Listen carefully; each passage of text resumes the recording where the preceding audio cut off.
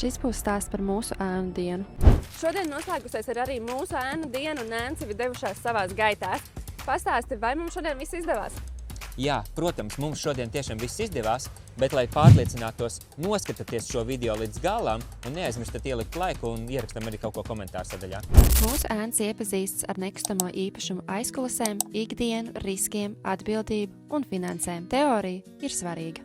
Tātad mēs esam jau iekāpuši mašīnā un gatavi doties uz mūsu pirmo apskates objektu.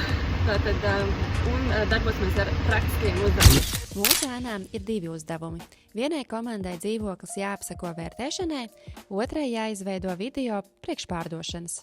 Ar to ēnu dienas uzdevumi nebeidzas. Un mūsu ainiņas arī ir mašīnā. Tātad, kā jums šodien iet?